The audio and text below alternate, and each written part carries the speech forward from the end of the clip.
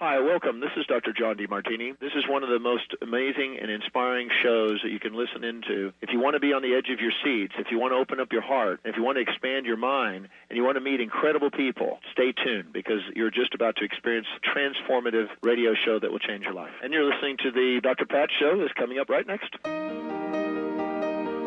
Welcome to the Dr. Pat Show. Talk radio to thrive by. Powerful, inspiring, and coming to you live, bringing you stories of people like you and me busting through and living life full out. Get ready to dare to wonder what your life would be like if you knew you could not fail.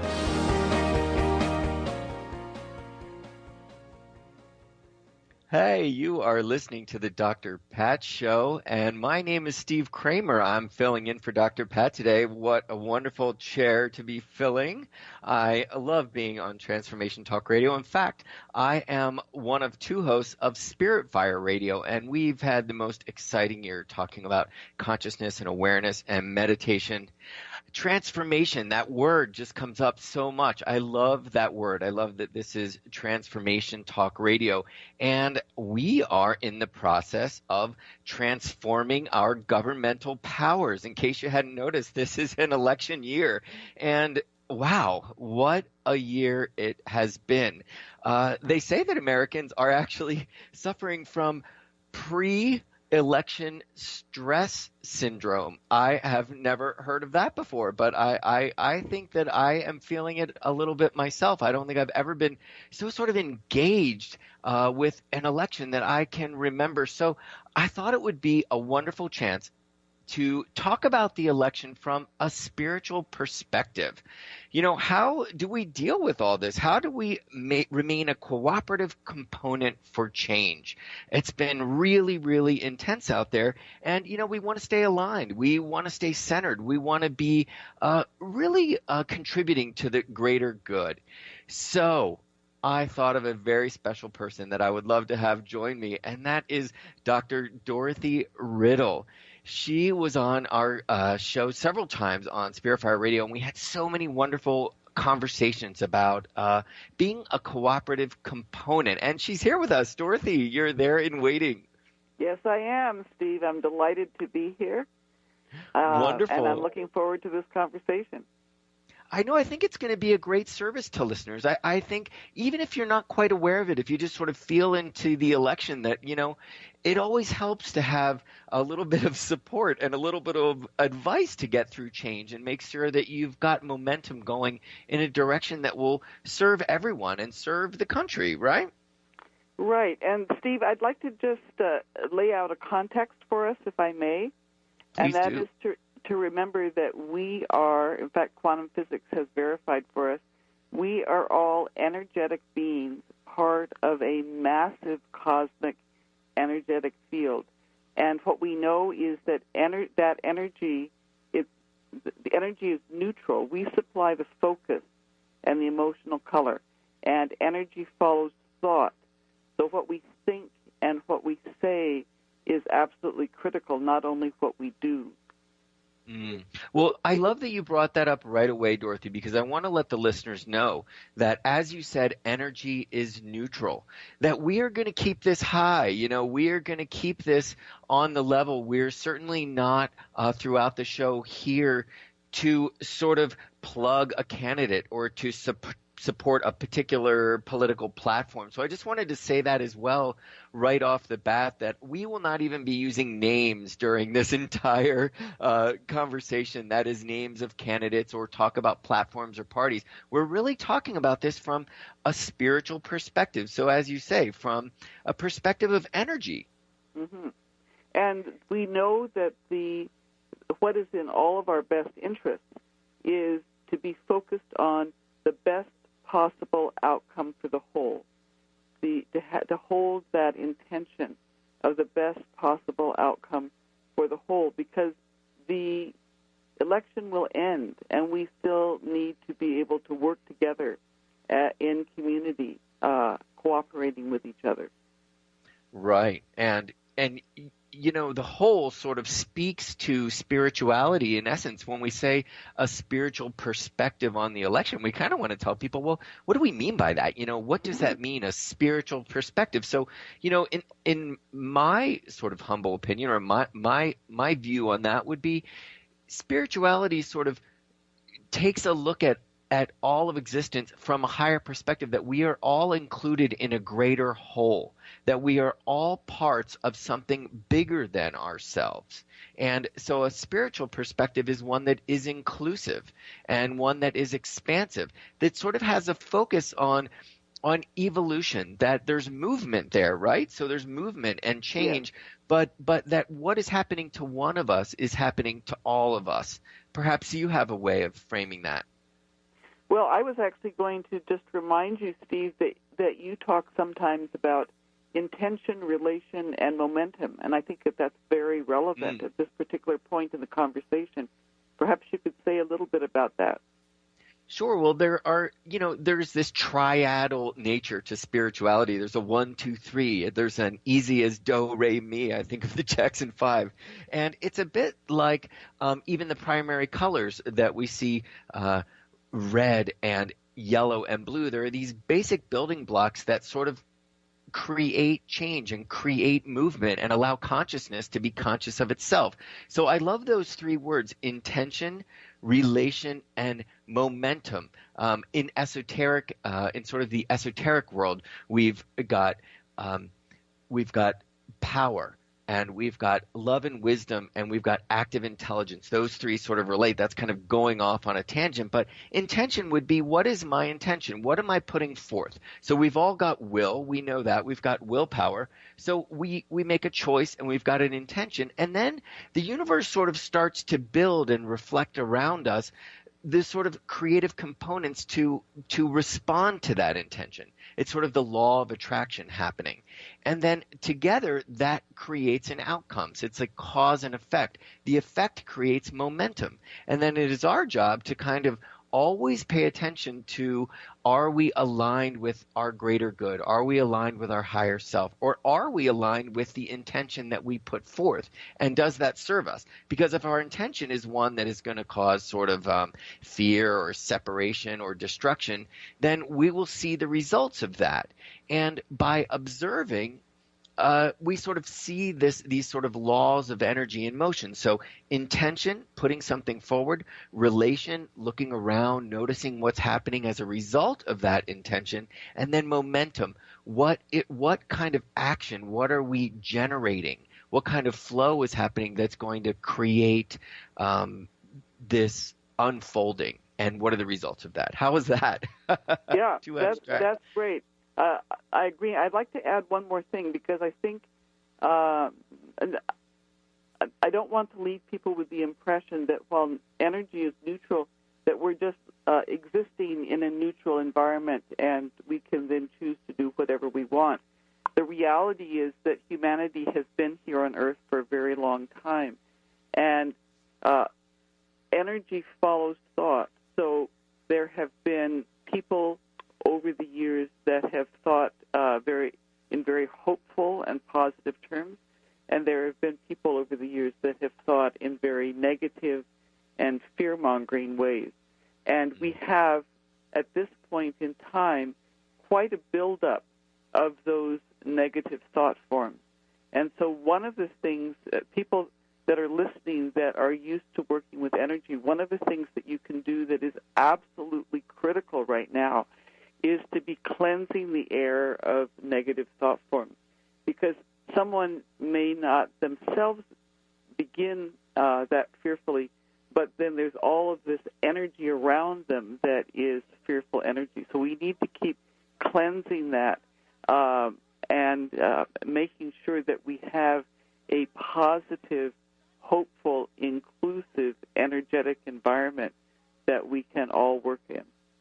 Yeah, we've certainly noticed that in this political season, this momentum of angst and actually of fear and real anger, and it has almost gotten to the point of I don't even like to say the word, but almost hatred, and it's been, we really have to watch. And that you say energy is neutral, sorry to just jump in there, but in that you say energy is neutral, I sense from that what you're saying is, well, energy is just energy. It's what we do with it. And that's the intention, relation, momentum. What are you creating? Yeah. And we need to really not underestimate what has already been created. That's part of what I'm trying to say. For example, there was a news article the other day reporting on interviews with U.S. Muslims who said that they are more afraid now than they were after 9/11. Well, a functioning community needs to have community members that are not fearful, that are not afraid of what might happen to them, but that feel that they can function and contribute from a positive perspective. Whatever choices they make, we make different choices. And perhaps this is a good time, Steve, to just comment that all of us, every single one of us, is participating.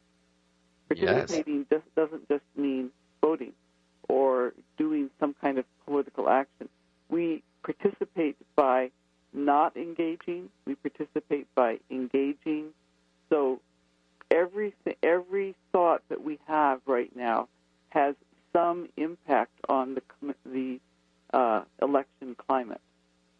Indeed, and that vote is just one aspect of it. Energy is everywhere. Everything is energy. So the energy you put into every choice you make is actually contributing to that whole.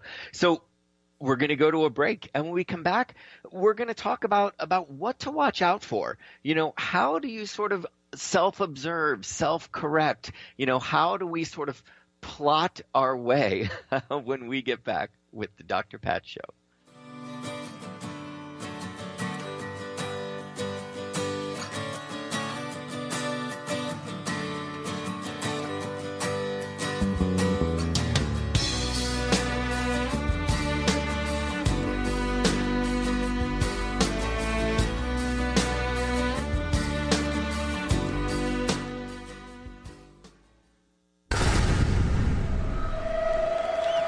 Welcome to the Dr. Pat Show, talk radio to thrive by. I am so thrilled to be talking to all of you. We have got talk radio for all of us. Are you ready and willing and able to accept all of the abundance you can muster up in your life? Yeah! Check us out, thedrpatshow.com, transformationtalkradio.com, transformationradio.fm. Song of the Heart, Walking the Path of Light, from author and healer Francine Vale, is available now. Through Francine's life story, we learn how imperative it is to love one another. Once this simple truth is learned, peace on earth will prevail. Song of the Heart is a life lived and a story told for this purpose. To learn more about Francine and her amazing gifts, or to order your copy of the book today, visit angelsandlightbeings.com. Are you ready to thread your life with intuition?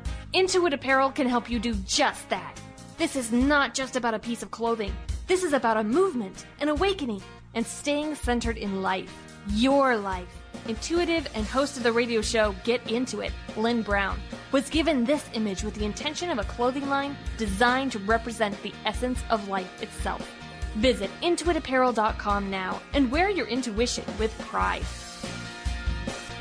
Holistic Medical Center is where you find it all. A healthy space with doctors who care, see, and listen to the whole you. Hi, this is Dr. Darvish. If you have not found an answer to your chronic symptoms, you will find answers here at Holistic Medical Center. Our doctors find the root cause of your symptoms and guide your body towards healing naturally. We transform lives from within. Visit drdarvish.com or call 425-451-0404. A word of caution, if you prefer the status quo and you are not interested in improving every aspect of your life, this book will trigger the shift out of you. The Truth is Funny, Shift Happens is available now. Author Colette Steffen brings the powerful knowledge and life-changing energy and empowerment from the radio airwaves to the pages of her new book. To get your copy in paperback or ebook, visit thetruthisfunny.com today. Sky Siegel co-hosts one of today's most popular psychic shows, Angels and Answers with Artie Hoffman, as she communicates healing messages from the spirit world. These messages can be astounding, enlightening, and life-changing. Born with the God-given talent of inner guidance and the amazing ability to heal, Sky has healed thousands of people. Schedule a reading with Sky now. Call 908-500-1474 and visit skyofangels.com.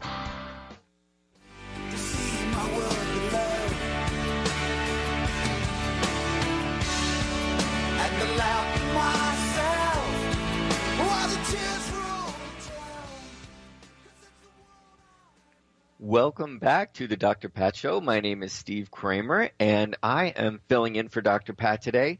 I am one of the co-hosts of Spirit Fire Radio. Check us out on Transformation Talk Radio.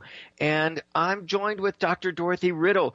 Dorothy, we jumped right into talking about this election year. It's such a hot topic. We just couldn't sort of restrain ourselves. We didn't even get a chance to let the listeners know a bit about you. You've got really such an exciting thing going on. Can you tell everybody a little bit about yourself? Sure, I'm happy to do so, Steve. Thanks. I just want to mention two things because we have so much that we want to cover in this hour. I am an author of a trilogy, Enough for Us All. The first book is on principles of abundance for the cosmic citizen. The second, positive harmlessness in practice. And the third, moving beyond duality. And you can find out more information at enoughforusall.com.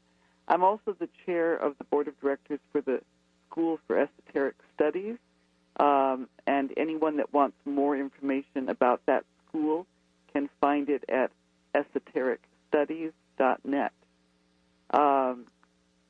So, Steve, I'd like to start this segment off with a quote that I've found very challenging. Do you mind? No, I'd love it. Okay. So I've been politically active most of my life. I've been involved in a number of social change issues. And when I step back to reflect from a spiritual perspective, one of the quotes that I think about, and people that are familiar with the Alice Bailey writings, the Blue Books, it's from there, is that the person, the spiritual person, takes no side, demonstrates no partisan spirit, foments no political or religious disturbance, and feeds no hatred. Well, I find that difficult to put together with the positions that I've taken over the years. And so in reflecting on it, I think what this particular quote is getting at is not that we should be indifferent to what's going on, but that we need to always keep in mind the importance of generating goodwill and cooperation. And so what that brings to mind for me is, for example, MAD, Mothers Against Drunk Driving. And I've always been impressed by the fact that it's not mothers against drunk drivers. In other words, it's not against the person. It's against the action. Mothers against drunk driving. And so I think that's, for me, one of the keys, is that we speak with honor about each other, but that we can have a very intense debate about actions, their consequences, and the underlying values. I love that, because who actually wouldn't be against drunk driving? You can sort of feel into that we might know somebody who was a drunk driver at one point, and we might sort of start to jockey around this idea and sort of wanting to wanting to create some defense or something. So you can see the drunk driving. I love that. And there was so much in that quote about sort of not feeding something, or creating a disturbance. So it goes back to this idea of participation and what are we participating in? I love that you said that participation is not just going to the voting booth and casting a vote, but it's really participating in the whole process. And what are you actually sort of supplying? And how are you cooperating with this whole process? I mean, all of us have been at a table, for instance, thank goodness the election is before Thanksgiving, because, you get a whole big family or group of people together that have very different views, or perhaps you've been at the workplace and you're in a break room and somebody's got ideas. Well, you have to really know yourself well to not create a disturbance, or to not feed a hatred, or be implicit in sort of creating a separatist energetic. So you have to constantly be asking yourself, how am I contributing not only to this election, but how am I contributing to conversations about the election, to the whole process, and to the energy surrounding it? So we really need to get to know ourselves, really know our belief systems, and at the same time really stay informed so that we can respond from a place of knowing and not from a place of reacting. I find that's very important, that idea of response versus reaction kind of helps us with that, not creating a disturbance and not feeding, not being a part of the problem. And I agree, and I think one of the things that is not always valued but is so critical is respecting different perspectives.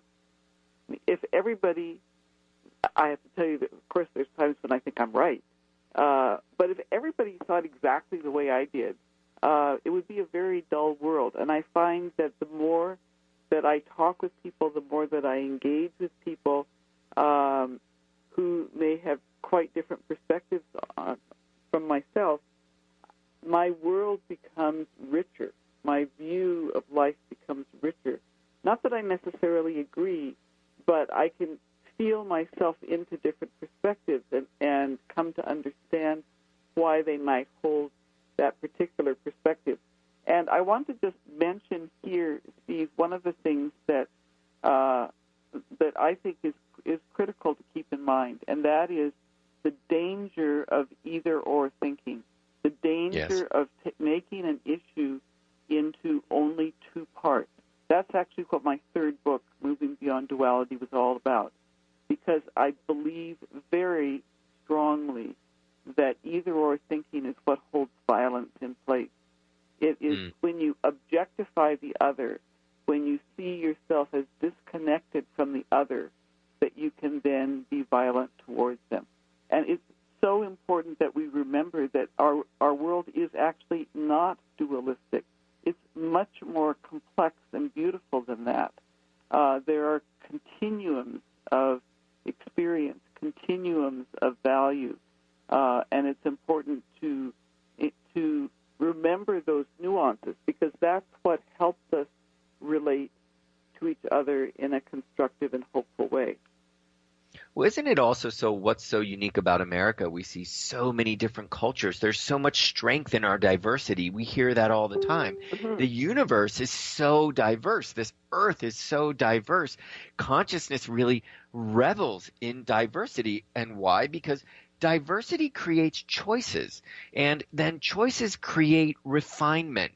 So, we have to learn to cooperate. We have to learn to adapt. And that is really, that's a huge part of evolution, is this adaptability. And it can actually be fun. We have to sort of try to make it a little bit of a fun and a learning experience. Can I challenge myself to disagree while maintaining appreciation for somebody else's point of view? I find appreciation to be, wow, what a word. Can I find appreciation in some aspect of somebody's point of view? And if not an aspect of the view itself, but can I just appreciate that they have a point of view? Mm-hmm. And that's actually the basis, that perspective is the basis for what to me is a very wonderful process that we call appreciative inquiry. And it's been used in a number of different settings to help people coming from different religious or different economic or different life experience perspectives to listen carefully to each other, to understand where the other person is coming from. Again, not with the idea that you necessarily agree or have the same experience, but that you can understand why they might be saying or feeling the way that they do. Because my personal feeling is that every single person in the United States has an important contribution to make in terms Absolutely. of their particular experience and their particular perspective. I may not like the way in which they voice it. I may not like the language that they use. I may not like the implications that they draw from the positions that they articulate. But I need to listen carefully for that kernel of what it is about that experience that needs to be honored and respected and addressed. Wonderful. It's a wonderful way to sort of generate some good heart chakra energy. You know, and I also find that a sense of wonder and a sense of curiosity helps.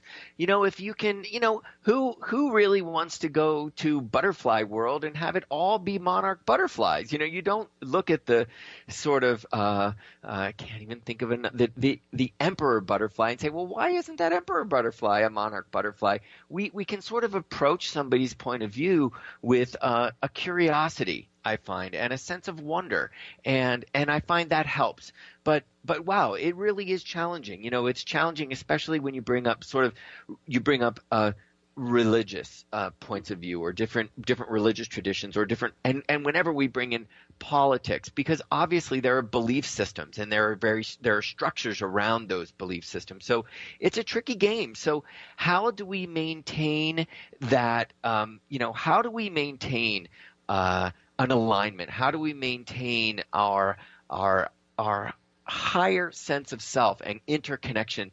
I'm going to say meditation. So we're going to go to a break, and I can't wait to talk about meditation when we get back, because certainly it's a tool to be used during these times. We'll be right back after this break.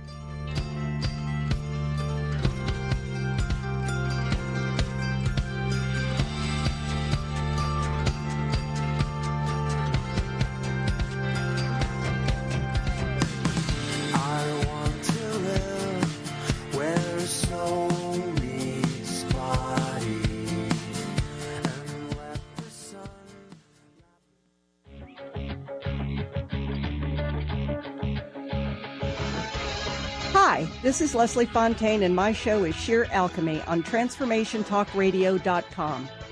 When we're bogged down with our emotions, the hardships that plague us in our relationships, at work, our finances, we literally can't see the higher plane where we could be operating from. Tune in to Leslie Fontaine, Sheer Alchemy on TransformationTalkRadio.com. If you're one of the millions of Americans suffering from anxiety, you probably know how powerless and out of control this emotion can make you feel. This is why it is so important to remember that anxiety is created by your mind, which means that you can learn to use your mind to uncreate it. Hello, my name is Dr. Friedman Schaub. My award-winning book, The Fear and Anxiety Solution, provides you with a step-by-step breakthrough process to understand and resolve the root causes of your anxiety and build a solid foundation of confidence and inner peace.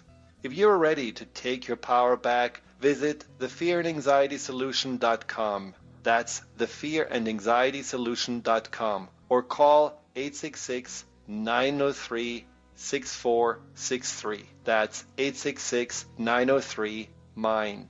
Brand consultant Jen Morgan is here with Radically Distinct Radio to help you take control of your future and maximize your brand's power to produce results. Whether you're an individual trying to reinvent yourself and launch a new venture, or you're an executive trying to reposition your company to modernize your sales and marketing programs, Jen Morgan and the RAD method empower you to play to your strengths and show up in the world as your most powerful brand. To learn more, go to jenmorgan.com. That's Jen with 2 N's, Morgan.com, or call 206-972-5366.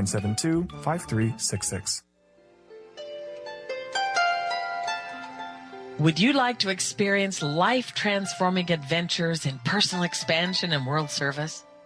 If you do, tune in to learn about magical innate abilities that you can develop and use to make your dreams come true. Joy Elaine is author of the Joy Chronicles, and she's inviting you and millions of others to join her in working with galactic masters, angels, and the Ashtar Command as they assist humanity and planet Earth to achieve their ultimate destination of ascension. For more information about this upcoming event and broadcast, visit joyelaine.com. That's joy, ELAINE.com.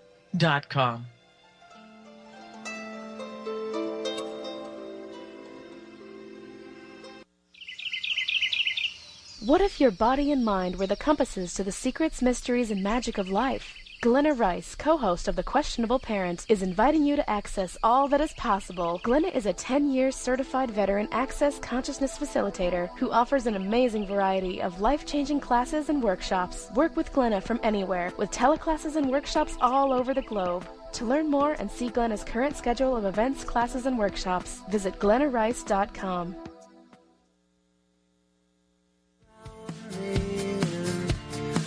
My skin in water cool and cleansing and feel.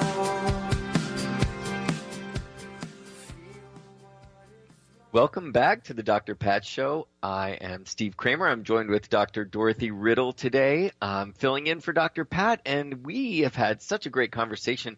I hope it's been helpful to listeners. We're talking about how to maintain a spiritual vibe during this election season.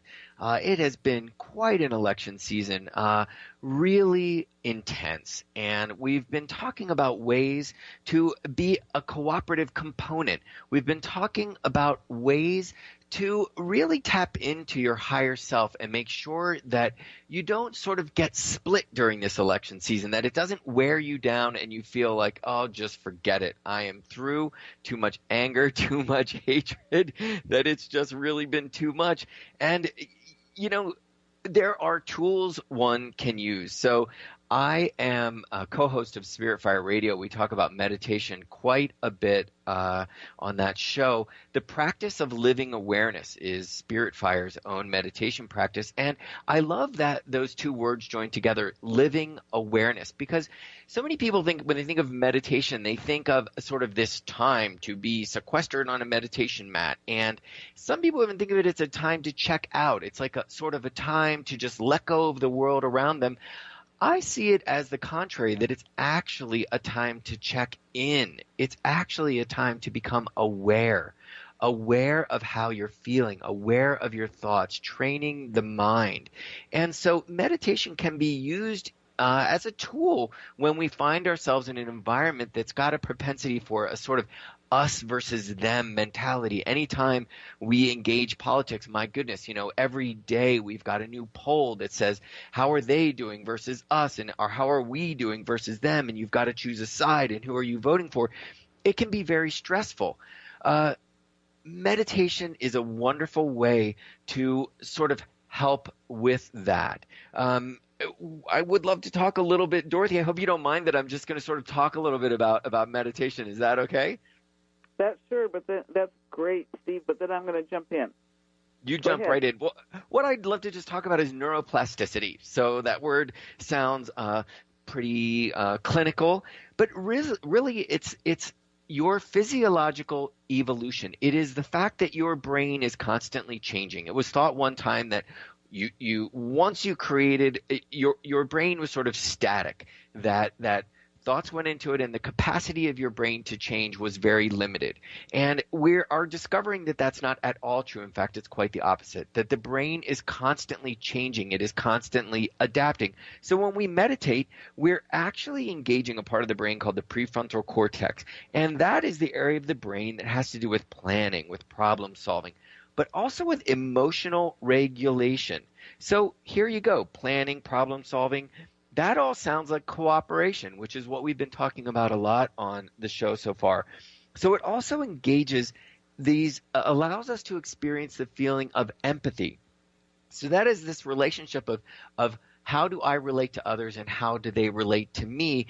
And it allows for you to sort of create bridges that is empathy, seeing myself in another and being able to sort of accept that within my own world without feeling stress or feeling anger. So it really helps to sort of keep in check that us versus them mentality. Dorothy, jump right in. I would like to add, meditation has gotten associated in some contexts with relaxation, with a release of tension, those kinds of things. And certainly a meditative attitude or practice can help with that. But from a spiritual perspective, what I would like to emphasize is that the practice of meditation is a training in order to be able to experience, participate in, and use energy without distortion, and to do it in a way that contributes to the best possible outcome for the whole. So actually, to me, meditation becomes, once we get experience with it, it becomes a way of life that is 24 hours. I don't need to have a particular time that I go and I sit in the lotus position or whatever to meditate. What I want to be doing is to hold that connection to the whole that you're talking about, Steve, that detachment from trying to force other people to be a particular way, but to be a clear channel for the energy that moves all of us forward constructively in community. And I'd like to just underscore that the most crippling emotion is fear. It makes us tense up, pull in, and really disconnect from this whole connectivity and energy flow. And so my experience is that if one maintains a meditative stance all day long, that fear cannot touch you. It doesn't resonate with your energy field. It may be felt by others, it may be around you, and you can do something about that, which we'll talk about in a little bit. But the main thing is that you are staying centered, you are connecting with compassion, you are connecting with empathy, you are connecting in a hopeful way that builds our community. Well, and I might just add, not to go back to the science and the physiology too much, but there is a decrease in the gray matter in the area of the brain that controls our fight or flight center. So our fight or flight center is our fearful and sort of that is the seat of our fearful and anxious emotions. So as we are in meditation, we are actually decreasing the gray matter, so the potential for the brain to constantly go back to that as an emotion. And we're actually opening up the areas of the brain that are more cooperative, that are more empathetic, and that are calming. So it's sort of the parasympathetic versus the sympathetic nervous system. And so it's as simple as it comes back again a bit to that intention, relation, and momentum. Something listeners can do is just simply take a long, slow, deep breath. And that is meditative, to pause, to create space. When we're meditating, we're creating space in the mind. I love that you said this word distortions, clearing distortions, because we're actually also stimulating the parts of the brain that bring clarity to the mind. So where there is clarity, there is not distortion. And so if we're in a room full of people and we're finding we're at odds with their sort of political views, we're watching the debate tomorrow night with somebody that just doesn't agree with us, a simple smile, the intention of goodwill, the intention of appreciation, a smile, and a long, slow, deep breath. When we elongate and exhale, it actually stimulates the parasympathetic nervous system, which is that calming rest and digest aspect, and that creates space. So simply a long, slow, deep breath, a smile, set that intention, and notice the feeling you've generated, and that will inevitably, even just in that moment, create the energetic of goodwill. That, again, is intention, relation, momentum. There you have it. So in a sense, you're contributing to that sense and spirit of goodwill just by simply taking a long, slow, deep breath and setting the intention of goodwill with a smile. It can be that simple. Okay, but I want to add something before we go too far down this direction about what happens with energy. I'm sorry? Or light. Yes. Because some people think that just sending out love to the world is going to take care of everything, and it does not. Because when you send love, you're sending energy, and that energy can then be used by the other party in whatever way they choose. So you need to be careful about what you do with that energy projection. Now, there are things that you can do. For example, you can surround the whole voting process with white light. You can think about the voting polling places in your community, and you can visually cleanse them of fear energy and fill them with white light. But you're not forcing somebody to go a particular direction, but you are providing them with the possibility of being clear in their intention. But please don't oversimplify and think if I just love everybody, everything will be fine. Because life is not that simple. Right. And boy, talk about a distortion there. I mean, we really want, but it's really about staying centered. It's really about staying in alignment. Okay, but it's about one other thing, Steve, that I think is important to keep in mind, and that is at least 95% of us carry implicit biases from all the media, from all our social interactions, and we're not even aware of those either-or distinctions that we're making. We're not even aware of the ways in which we depersonalize others, the way in which we have these small ways of being violent towards each other. So we have a lot of growing together still to do as a human family. But keeping aligned yourself, managing your own energy field, not putting psychic pollution out there. You know, if I'm angry, I can't just splatter it all over everybody.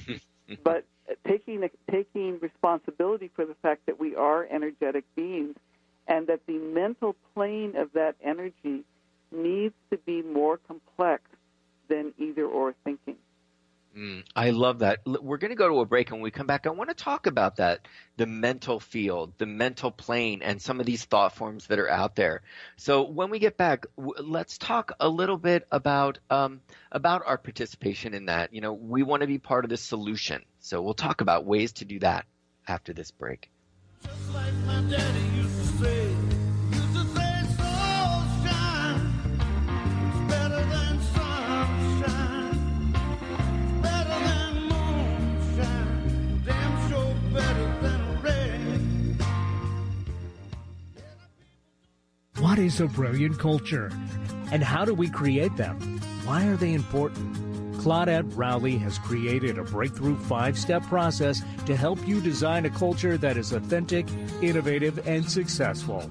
Learn how to create change with Cultural Brilliance Radio, the DNA of organizational excellence, and Claudette Rowley.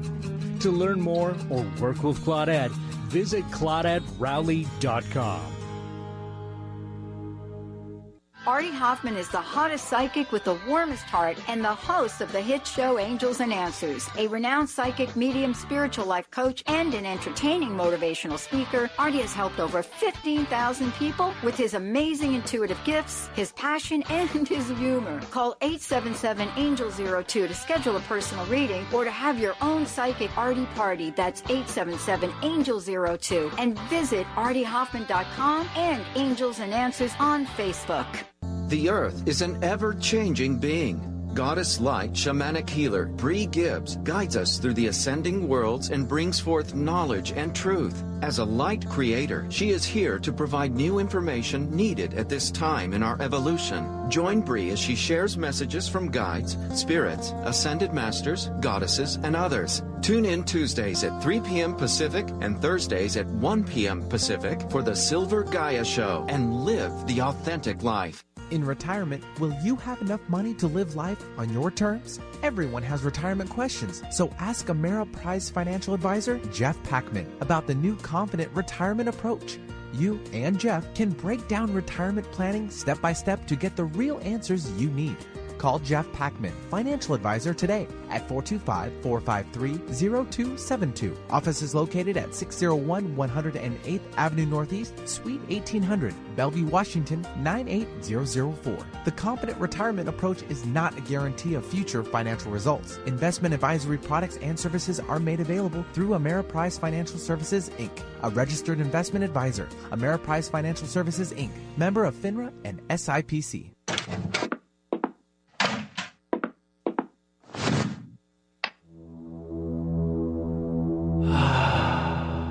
Beyond being this amazing neurologist, inventor, author, Dr. Dan Cohen has been called to look at technology and look at personal and spiritual development and merge these together. His technology uses the healing and psychospiritual effects of synchronized sounds, vibrations, electromagnetic fields, and how that interacts with us in our nervous system in what we're calling the Soul Tech chair.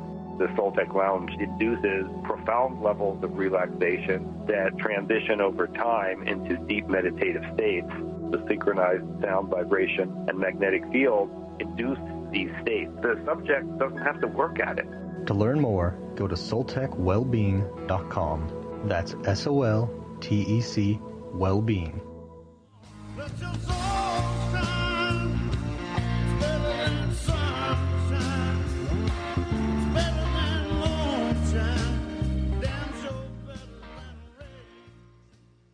Welcome back to the Dr. Pat Show. I am Steve Kramer, filling in for Dr. Pat, and I'm here with Dorothy Riddle. We are talking about maintaining a spiritual posture throughout this election season.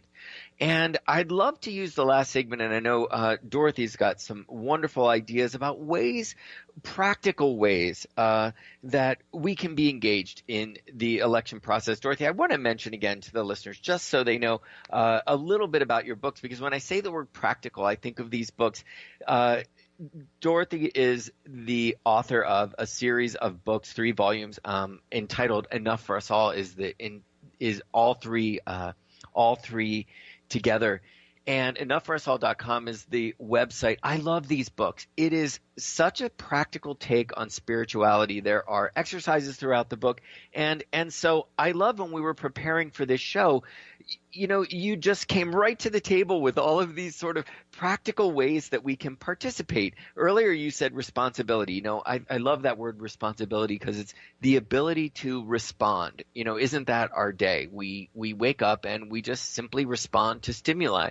So how do we do that? How do we do that in a manner that is supporting the greater good of all beings? You kind of have to ask yourself in every instance, are these words, are these actions supporting the greater good of all beings? And are they harmless? Are they kind? Are they gentle? I know those are 3 words I use personally a lot of times.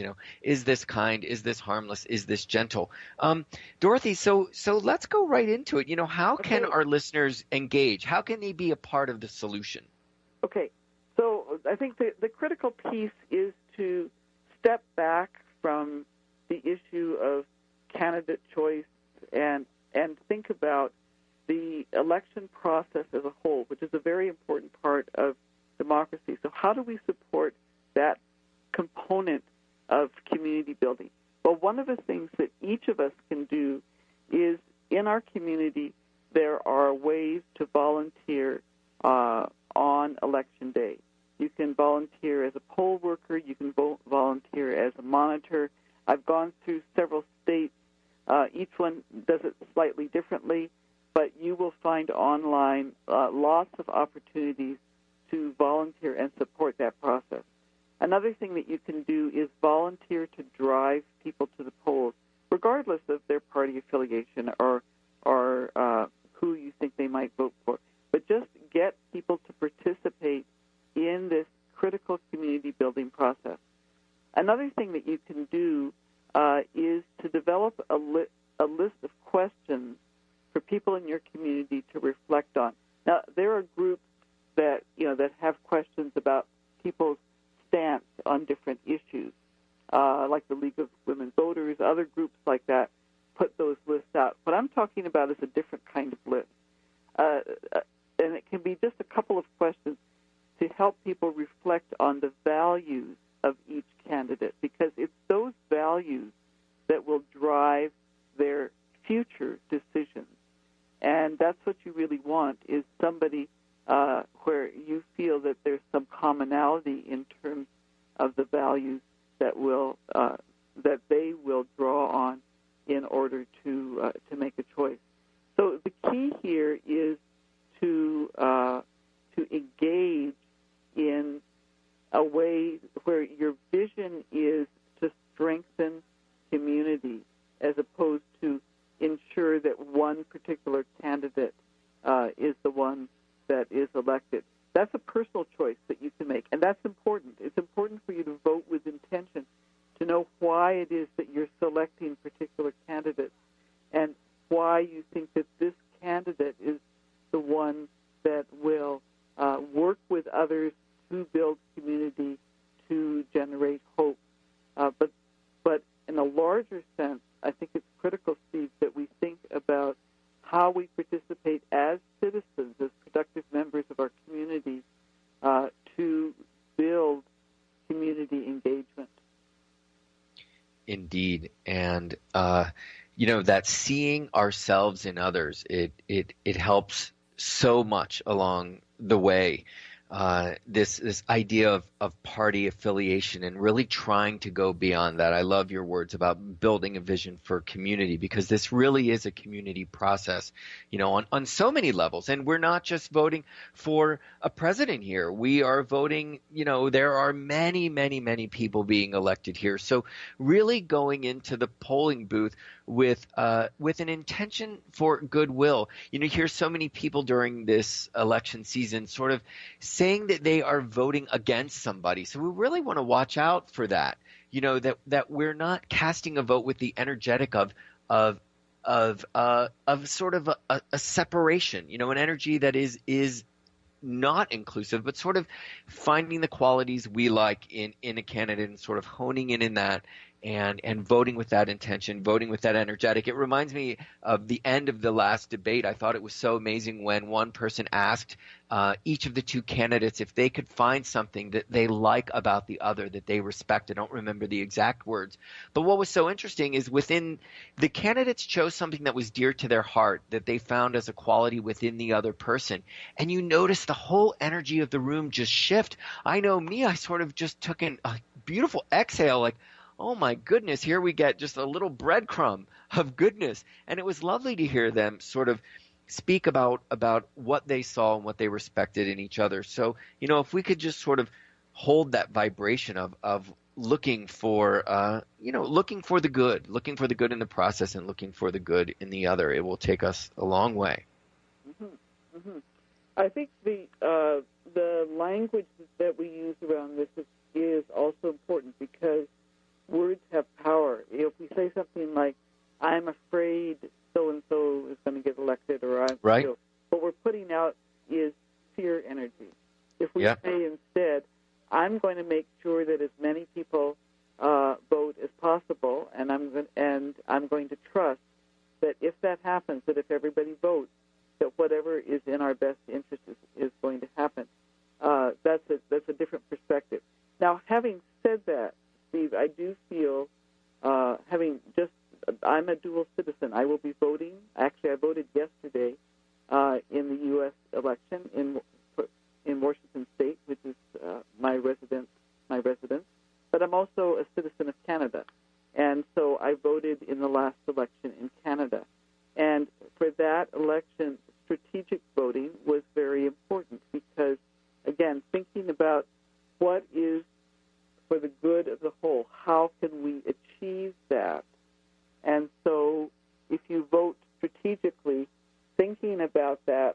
from a positive perspective. Not I'm voting against somebody, but I am voting strategically because I believe that this is what will move us forward as a whole, as a community.